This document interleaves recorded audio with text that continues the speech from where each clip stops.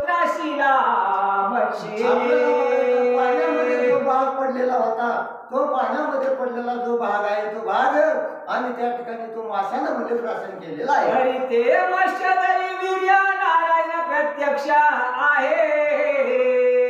जीव देशे विन गर्भवंशय होत नाही महाराजा. आता त्या ठिकाणी त्या माशानं म्हणजे तो भाग म्हणजे प्राशन केलेला आहे. त्याच्या माशाच्या पोटामध्ये तो भाग आहे, पण त्याच्यामध्ये जीव दशा म्हणजे त्या ठिकाणी आली पाहिजे. त्याच्यामध्ये कुठला तरी जीव गेल्याशिवाय त्या ठिकाणी तो जीव दशाला येणार नाही. तरी व्याघ्र कवी नारायण तेने मशोदरी जन्म घेणे. मचिंद्र ऐसे जगात नामाने मिरवावे महाराजा. त्या ठिकाणी जे कवी नारायण आहे, त्या कवी नारायणानं त्या ठिकाणी म्हणजे अवतार घ्यायचा आहे. त्या ठिकाणी म्हणजे त्या माशाच्या पोटामध्ये आपला जीवदशा घालून तिथं म्हणजे त्या ठिकाणी त्याने अवतार घ्यायचा, असं म्हणजे भगवान श्रीकृष्णाने कवी नारायणाला सांगितलं. या परी शिवकामावर कोपरात ते नेत्रीचा काढून आज्ञा. महास्मरण केला भस्मतेने ऐशे ग्रंथ बोलते. ग्रंथामध्ये सांगितले, व्यास महाराजांनी सांगितलेलंच आहे की महादेव आहे, तर महादेवाने आपला तिसरा डोळा उघडला. तिसरा डोळा उघडून असणारा जो कामदेव आहे, त्या कामदेवाला भस्म करून टाकलेलं होतं. तरी तो कामदेव मृदनी बसला आहे वीर्ये प्राशन करुणी. तरी तयाचे जठी अंतरिक्ष जाओनी जालिंदर नामे विरवेला. तो असणारा काम म्हणजे त्या ठिकाणी कामदेव आहे. त्या कामदेवाला जरी भस्म केलं तर तो म्हणजे त्या ठिकाणी वीरप्राशन करून तिथं बसलेला आहे. त्या ठिकाणी म्हणजे आणि कुणी म्हणजे त्या ठिकाणी असणारा जालिंदर नाथाने म्हणजे त्या ठिकाणी अवतार घ्यायचा आहे, असं त्यांनी सांगितलं. कुलवंशी जन्मजय नागशस्त्री आव्हान केले आहे. तया वंशी मायकडे भद्रवराना मिरवेला. त्या ठिकाणी म्हणजे कुरुवंशाच्या ठिकाणी असणारा जन्मेजय राजा आपल्या वडिलाचा बदला घेण्याकरता असणारा सर्प सत्र चालू करेल म्हणजे असणारा नागाला, आणि त्या ठिकाणी अग्नीमध्ये आहुती देईल म्हणले. आणि त्यावेळेला भद्रव राजा आहे म्हणजे त्या ठिकाणी काय होईल, तो महिला गी करील हवना तेव्हा गर्भ सांदिला गुरुमुखना. यज्ञ कुंडी दीप्यमान जालिंदरे जन्मावे. तो भद्रव राजा आहे, तो म्हणले यज्ञ करील म्हणले.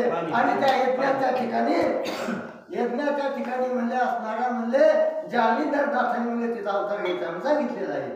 या परी ब्रह्मवीर्य सहस्रेशी ऋषी निर्मिले 1788. तेव्हा रेवा तिरासी रेवे माझी परी. 88,000 ब्रह्मविद्यापासून उत्पन्न. त्याच्यातला एक काही भाग म्हणजे रेवा नदी आहे, त्या रेवा नदीच्या तीरावरती त्या वाळवंटामध्ये पडलेला आहे. हे महीचे परम कुशी वीर्य आहे रेवा तिरासे. हे देवा पुनी जीव दशे सिद्ध्या लागी मिरवावे. तिथं म्हणले असणारा रेवा नदीच्या तीरावरती ब्रह्मविद्या आहे, तिथं म्हणले त्या ठिकाणी एका नारायणानं अवतार घ्यायचा म्हणून सांगितलं. जो महाराजाच्या नारायण रेवण सिद्धा मिरविजे नामाने. रेवेत झाला जन्म म्हणून नाम हे त्याचे. नारायणाने त्या ठिकाणी अवतार घ्यायचा आहे, आणि त्या रेवेमध्ये त्या वाळूमध्ये त्याचा जन्म झाला म्हणून रेवनाथ म्हणजे त्या ठिकाणी त्यांचं नाव म्हणजे प्राप्त होईल. याची वेळी आणि करियता सर्पिणी गौरी अकस्मात. करता प्रश्न तेने मस्त भक्ष्य म्हणून जाणता. असणारं म्हणले ते काही विजाचा भाग म्हणले त्या सर्पिणीच्या डोक्यावरती पडेल म्हणले. आणि पडल्यानंतर आणि तिला वाटेल की काहीतरी खाण्याची वस्तू आहे, भक्ष्य आहे म्हणून म्हणले ती खाऊन टाकेल. ओ जन्म जयाचे नाग सत्राते नागाहुती भित्र देता. वेळी आस्तिके निश्चिता सर्पिणी ते लपविले. आणि मग ते सर्पिणीनं ते असणारं म्हणले वीर पोटामध्ये गेल्यानंतर तिकडं म्हणले त्या ठिकाणी जन्मेजय राजा म्हणले सर्व सत्र चालू करेल. परंतु त्यावेळेला म्हणले त्या ठिकाणी असणारे अस्तिक ऋषी आणि त्या असणाऱ्या नागिनीचं त्या ठिकाणी रक्षण करते. ब्रह्मवीर्य उदयात अंगज शुक्ती रत्नमुक्त. पुढे होईल मानात भविष्य जाणून आचारे. त्या ऋषींनी म्हणजे पुढचं भविष्य जाणलेलं होतं, कारण या असणाऱ्या सर्पिणीच्या पोटी म्हणजे ब्रह्मवीर्य आहे म्हणजे, म्हणून या सर्पिणीला आणि त्या जन्मेजय राजाच्या यज्ञामधून त्या ठिकाणी वाचवलेलं आहे.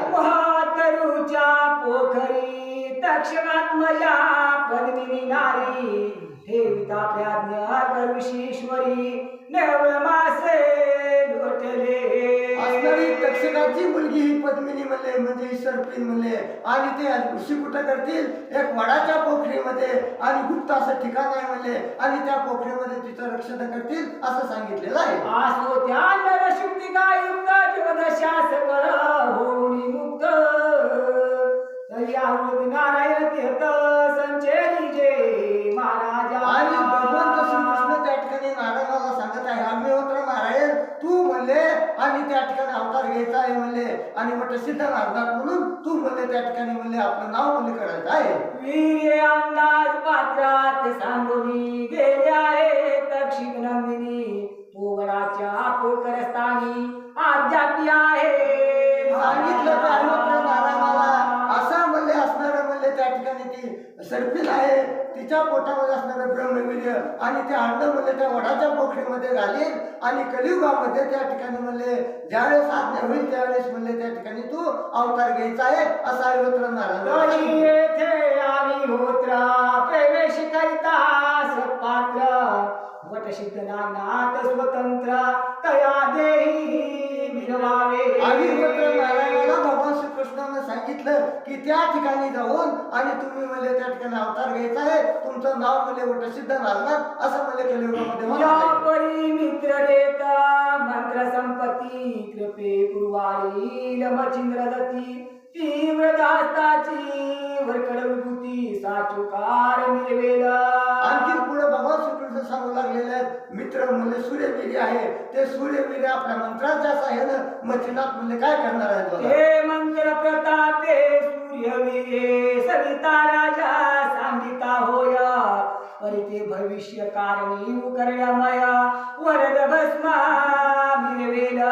असं म्हणले असणार म्हणले त्या ठिकाणी मंत्रयुक्त म्हणले आणि ते म्हणले वचननाथ म्हणले उखड्यामध्ये असणारा जो जीव आहे त्याच्यावरती म्हणले त्या ठिकाणी त्याचा प्रयोग करतील. येते हरिगो नारायणा शीघ्र संचरोनी दीक्षा कारण गोरक्षी आयशे प्रतिष्ठना माने जगा माझी मिरवावे श्रीराम असं म्हणले हरिनारायणाला सांगितलं की हरिनारायणा आणि त्या ठिकाणी त्या उखड्यामध्ये आणि म्हणले तुला अवतार घ्यायचा आहे आणि तुझं नाव म्हणले कलियुगामध्ये गोरक्षनाथ असं होईल असं भगवान श्रीकृष्ण सांगू लागलेले आहे. या परी मृगानी कारणी सुखरालिया दक्ष सदनी ते कमलोद्भवा पाक शासनी समारंभे पातले.